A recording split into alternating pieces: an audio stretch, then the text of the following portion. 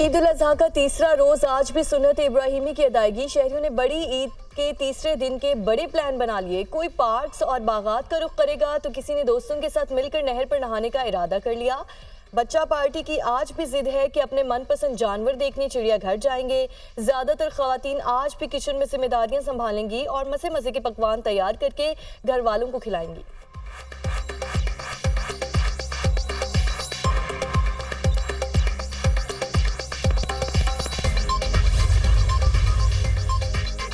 खैबर पख्तूनख्वा में ईद पर बदतरीन load shedding, अवाम सरापा एहतजाज। पेशावर, नौशहरा, मर्दान समेत कई शहरों में मुजाहरे।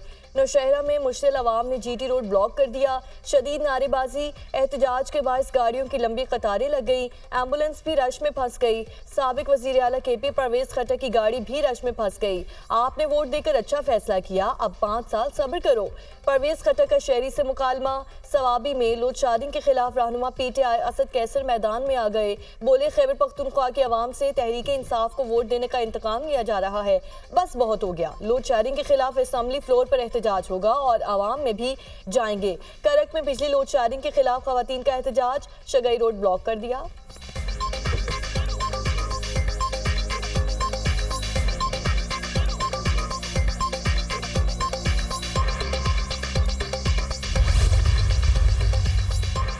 रुकने सूबाई असम्बली फजल इलाही ने रहमान बाबा ग्रिड स्टेशन में दाखिल होकर 10 फीडर्स की बिजली बहाल कर दी। बिजली बहाली के अनोखे अंदाज की वीडियो सोशल मीडिया पर वायरल।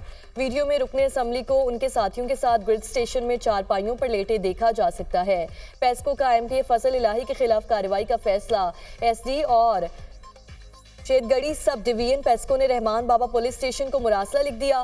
फजल इलाही और उसके साथियों के खिलाफ FIR दर्ज करने की दरख्वास्त। मुरासले के मतन में कहा गया कि MPA फजल इलाही और जमील नामी शख्स ने 45 अफराद के हमरा रहमान बाबा ग्रिड स्टेशन पर धावा बोला। फजल इलाही ने पुलिस की मौजूदगी में जबरदस्ती अखुनाबाद और शिलोजान फीडर्स चालू कराए। जबरदस्ती फीडर चालू कराने से पेस्को के 26,40,000 रुपए का नुकसान उठाना पड़ा।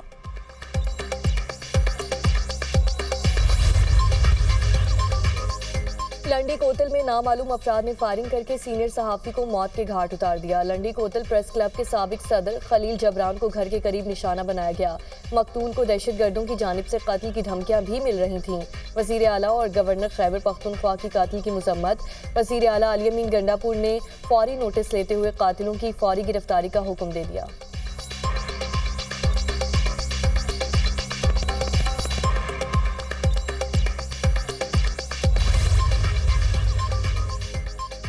अगर इस मुल्क ने आगे जाना है तो सब कुछ हमें प्राइवेट सेक्टर के हवाले करना पड़ेगा। मैं बार बार ये बात दोहराता हूँ कि खैरात से, फिलैंथ्रपी से जो स्कूल हैं, यूनिवर्सिटीज़ हैं, अस्पताल हैं, वो तो चल सकते हैं। मुल्क सिर्फ टैक्स से चल सकते हैं। इसलिए हमें इसको बतदरीज 9.5 से अगले 3 साल में इसको 13.5% पे या 13% के करीब इसको ले जाना पड़ेगा। तो ये मैं आपको यकीन दिलाना चाहता हूँ कि हम बाकी सेक्टर्स को नेट में ला रहे हैं। जैसे मैंने अपनी बजट स्पीच में भी कहा कि 31,000-32,000 रिटेलर्स इस वक्त रजिस्टर हो चुके हैं और जुलाई से उन पे टैक्स का इतलाक होगा इंशाल्लाह। मुल्की तरक्की के लिए सब कुछ प्राइवेट सेक्टर के हवाले करना होगा। हुकूमती अखराजात में कमी न होने की बात दुरुस्त है। हम पर तनकीद की जा रही है कि तनख्वाहदार तबके को रिलीफ नहीं दिया। जब इदारे अरबों रुपए के नुकसानात कर रहे हैं तो रिलीफ कैसे दें? वज़ीर आज़म को जल्द रिपोर्ट देंगे कि किन इदारों को बंद करना है। वफाकी वज़ीर ख़ज़ाना मोहम्मद औरंगज़ेब की प्रेस कॉन्फ्रेंस, कहा कि खैरात से स्कूल अस्पताल चल सकते हैं, मुल्क नहीं। मुल्क टैक्स से ही चलते हैं। जो शोबे टैक्स नहीं दे रहे थे उन्हें निज़ाम में ला रहे हैं। 31 से 32,000 रिटेलर्स रजिस्टर्ड हो चुके हैं। रिटेलर्स पर जुलाई से टैक्स का निफाज होगा। टैक्स छूट को बतदरीज ख़त्म करना है। FBR में बेहतरी के लिए इक़दाम कर रहे हैं। टैक्स डिजिटलाइजेशन से करप्शन में कमी होगी।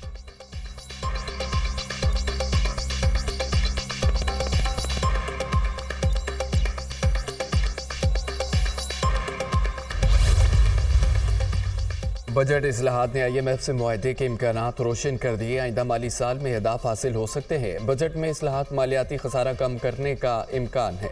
खसारे में कमी से बैरूनी दबाव कम होगा। सख्त पॉलिसियों की वजह से तरक्की में कमी हो सकती है। आइंदा माली साल में शरह नमू 3% तक कम होगी। फिच रेटिंग की रिपोर्ट जारी। रिपोर्ट के मुताबिक फरवरी से पाकिस्तान की बैरूनी पोजीशन में मुसलसल बेहतरी आई है। करंट अकाउंट खसारा GDP के 0.3% तक महदूद होने की राह पर है। शरमबादला में इस्लाहात ने तरशीलात ज़र को राग़ब किया। मजबूत ज़री बरामदात ने भी मदद की है। आइंदा माली साल में शरह सूद 16%, महंगाई की शरह 12% रहने की तवक्को। पाकिस्तान की मुतवक्किल फंडिंग की ज़रूरियात अब भी ज़खायर से ज़्यादा हैं। आइंदा माली साल में तकरीबन 20 अरब डॉलर की ज़रूरत है। फर्स्ट स्टेज तवक्को करते हैं कि कुछ कर्जे रोल ओवर हो जाएंगे। और T20 वर्ल्ड कप में नाकस कारकर्दगी पर गुस्सा या कुछ और, fast bowler Haris Rauf America में फैन से उलझ पड़े। वीडियो सोशल मीडिया पर वायरल। हारिस रऊफ फैन को मारने के लिए दौड़े। फैन ने कहा सिर्फ एक तस्वीर का ही कहा है। हारिस रऊफ ने कहा तुम्हारी ऐसी तरबियत की गई है।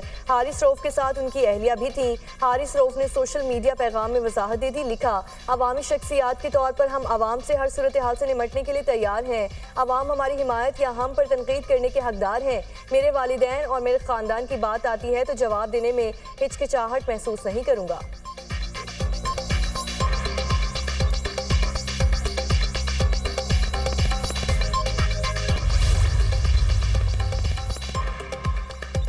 मुल्क भर में गर्मी की शदीद लहर। आज भी मुल्क के बेशतर इलाकों में मौसम गर्म और खुश्क रहने का इम्कान। लाहौर 45, इस्लामाबाद 42, पेशावर 41, कोयटा और कराची में पारा 37 डिग्री सेंटीग्रेड तक जाने का इम्कान है। सिबी में पारा 49, तुरबत और नौकुंडी में 45 डिग्री सेंटीग्रेड तक जाने का इम्कान है। शिमाल मशरकी पंजाब, इस्लामाबाद, वलाई खैबर पख्तूनख्वा, कश्मीर, गिलगित बल्तिस्तान में बारिश का इम्कान। कराची के मुख्तलिफ इलाकों में बूंदाबांदी, गर्मी का जोर टूट गया। वज़ीर दिफा ख्वाजा आसिफ ने गर्मी भगाने के लिए मोतरा नहर में छलांग लगा दी। ख्वाजा आसिफ के हमरा उनके बेटे ने भी नहर में डुबकियां लगाईं।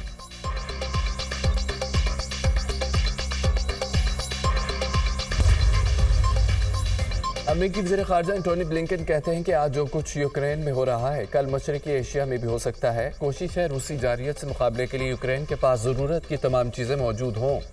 कहा कि इज्तिमाई दिफा ही हर किस्म की जारियत रोकने का बेहतरीन तरीका है। नीटो समिट में दीगर इत्तेहादियों की तरफ से भी यूक्रेन की मदद के हवाले से बात करेंगे। एंटोनी ब्लिंकन की वाशिंगटन में नीटो सरबराह के हमरा मुश्तरका प्रेस कॉन्फ्रेंस।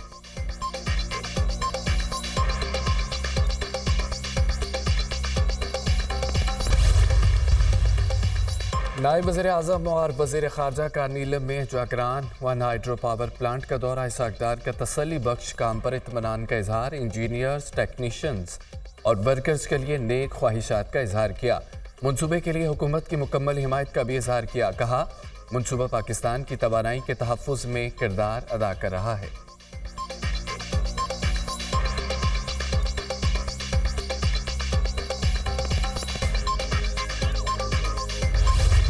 गज़ा में इसराइली मज़ालिम में तेज़ी। रफ़ा में फ़ज़ाई और ज़मीनी हमले। रफ़ा में ताज़ा हमलों में मज़ीद 17 फ़लस्तीनी शहीद, मुतअद्दिद ज़ख्मी हो गए। 24 घंटों में मज़ीद 29 फ़लस्तीनी शहीद हो गए। 14 की मुजमुई तादाद 37,372 हो गई। 85,452 अफराद ज़ख्मी। ग़ज़ाई किल्लत से 3,500 फ़लस्तीनी बच्चों के मरने का ख़दशा। सरहद की बंदिश से इमदादी सामान गज़ा नहीं पहुँच रहा।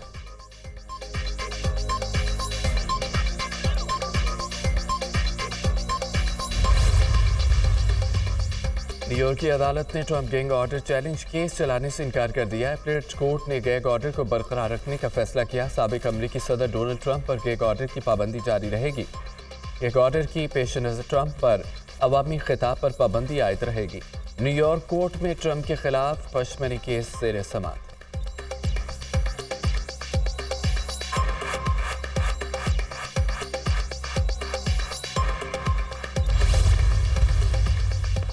इटली के करीब समंदर में 2 कश्ती हादसों में 11 अफराद जान से गए। 60 से ज़्यादा लापता, जबकि 50 अफराद को बचा लिया गया।